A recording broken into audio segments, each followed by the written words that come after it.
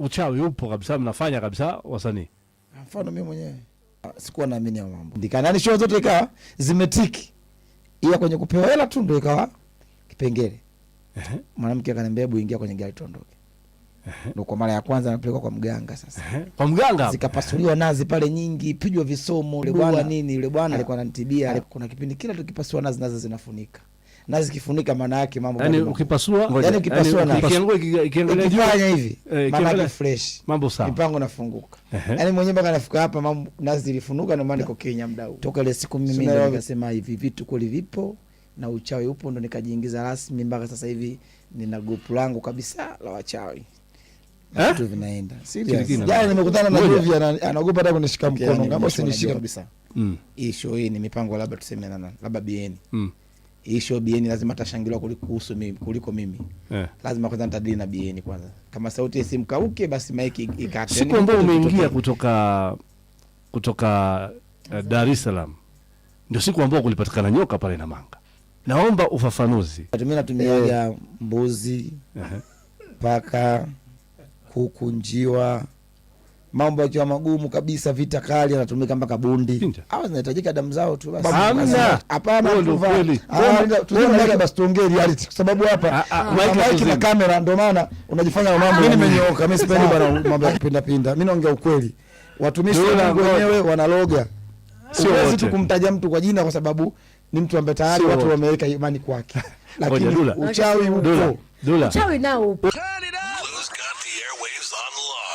Ladies and gentlemen, it's about to go down. Ladies and gentlemen, attention, please. This is Mambo Mseto na Winnie and Tuva. Hii kitu ipo. Uchawi upo kabisa, mnafanya kabisa wasanii. Upo. Nipe mfano. Mfano mimi mwenyewe. Wewe una practice witchcraft. Sema mfano anachanganya, yani kwamba tulete vifaa, tutandike vitambaa vyeupe, kazi ianze ofisini au unamaanisha. Okay, so tuseme kwamba ngoja. So unachosema ni kwamba wewe ili unafanya uchawi ili muziki wako uhite ama unafanya kwa mazingira gani?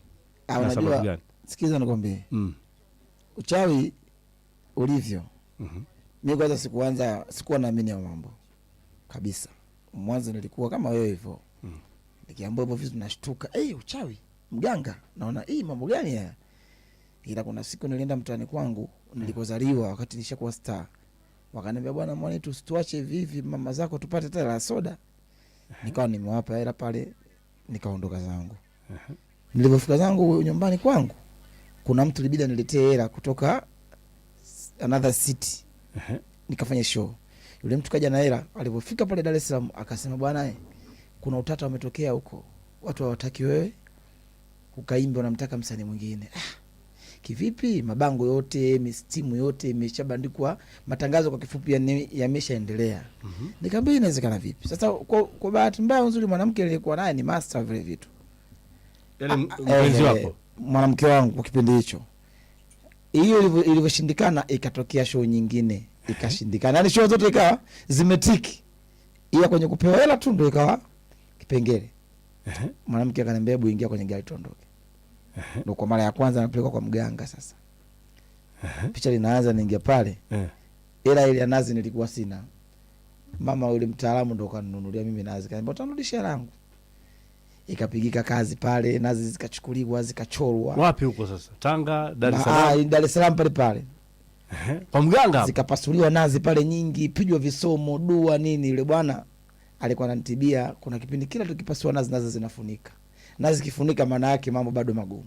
Ngoja, yani ukipasua nazi ikiangalia ikifanya hivi maana yake fresh, mambo sawa, mipango nafunguka. Yani mwenyewe mpaka nafika hapa mambo nazi zilifunuka, ndio maana niko Kenya muda huu.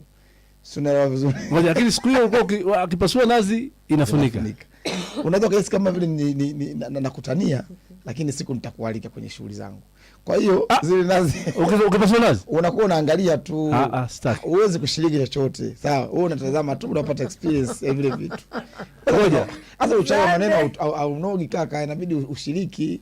Siwezi shiriki ushirikina. Yaani nimekutana na Jovi anaogopa hata kunishika mkono. Ngamba usinishika ndugu yangu. Nitaondoka na nyota yako. Na hivi ninavyoitaka Kenya. Si utomwacha mtu yote salama.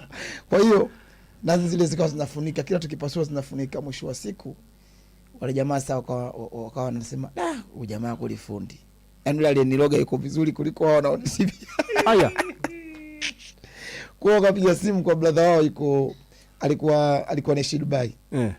Bwana inakuaje bwana swali? Bwana kuna mdogo wetu bwana anaimba mambo yake haendi bwana.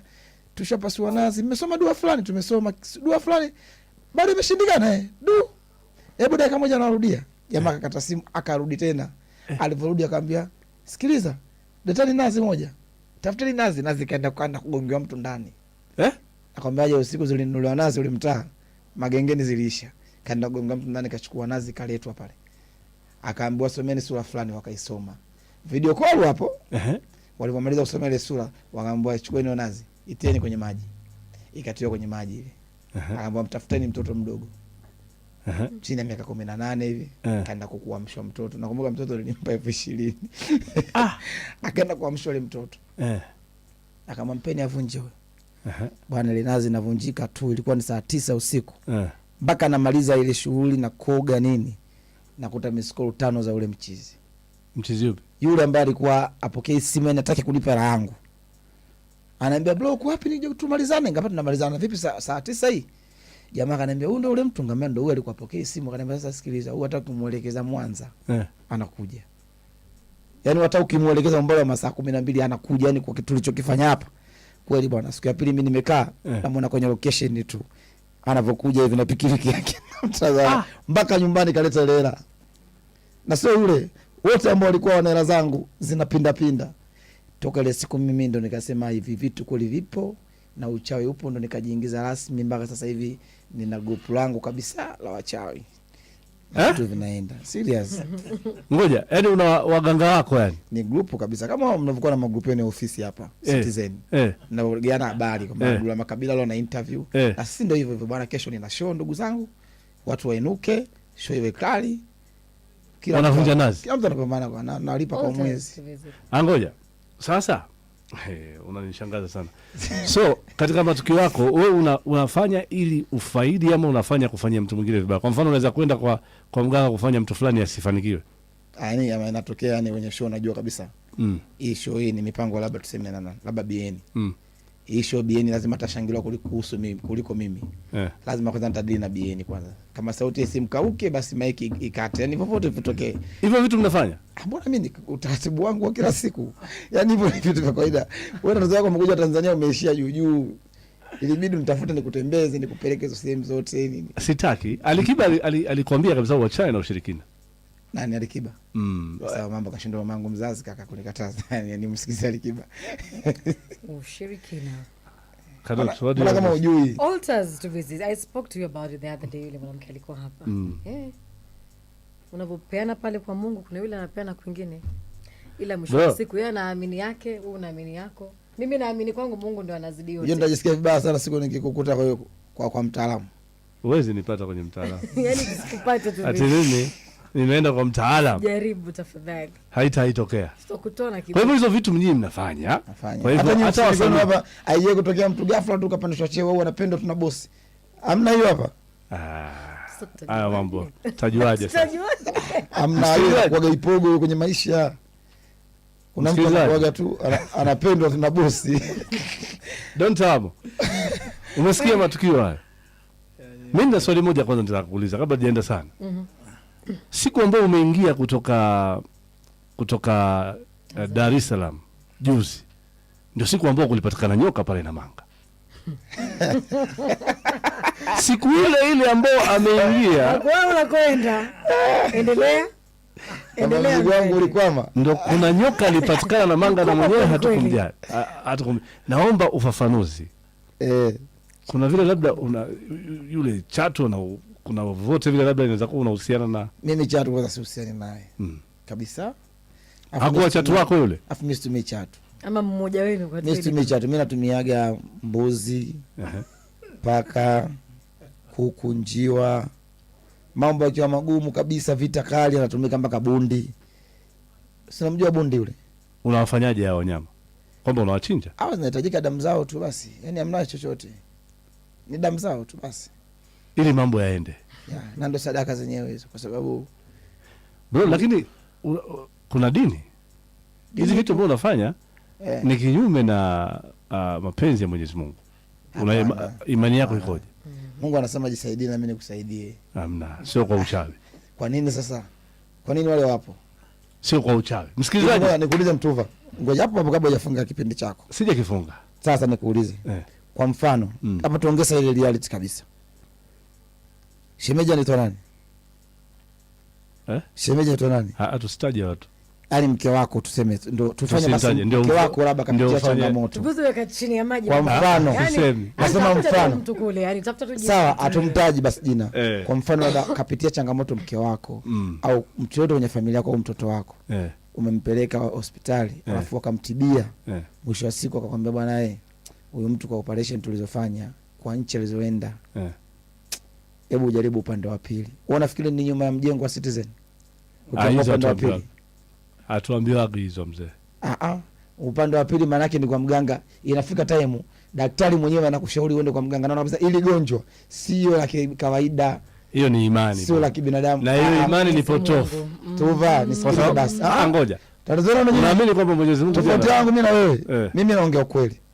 Wewe unalinda brand yako sababu hapana Tuva. Wewe unalinda tuzime mic basi tuongee reality kwa sababu hapa mic na kamera ndio maana unajifanya mambo uamini. Sawa. Lakini mimi naamini tukitoka nje hapa mimi tutaongea lugha hiyo. Hamna. Acha nikwambie ukapona hospitali Mtuva hamna utaratibu. Acha nikwambie wapo wengi sana ambao wameponywa kwa imani ya Mungu. Wengi. Kanisani. Makanisa. Kanisani. Yaani kanisani? Kuna mtu tunakutana nao kule hao. Ngoja. Jana juzi hapa. Watumishi wa Mungu. Ngoja tunakutana nao kwenye mambo. Umekutana nao Tuva nisikilize basi. Tunakutana nao. Wapi? Tunakutana nao wana vitambaa vyekundu na wanakoga dawa kama kawaida. Kwa nyinyi wanaambia kanisani. Sio wote.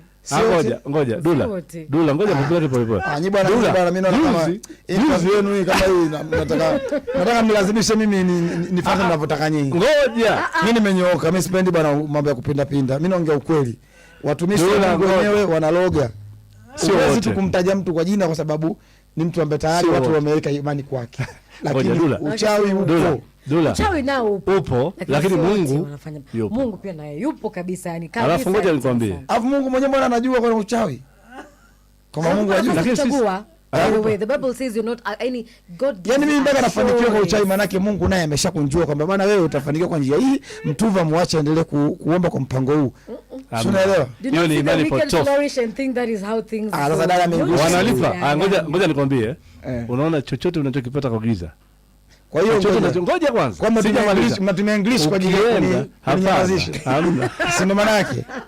Mnatumia English kwa ajili ya kunyamazisha.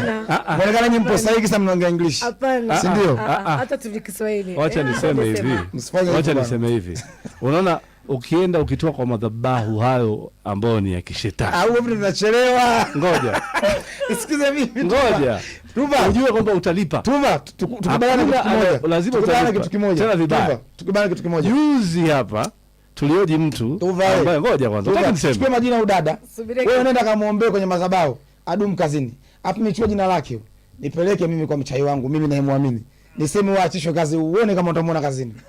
Haitafanya yani tena Mambo Mseto. Himaya ya mara 10. Ndio unajua kule mimi naenda pia mimi nimeweka madhabahu yangu. Sawa, ndio nasemaje? Tutaona. Huyu hapa aenda akakuombee. Zake za mwanga.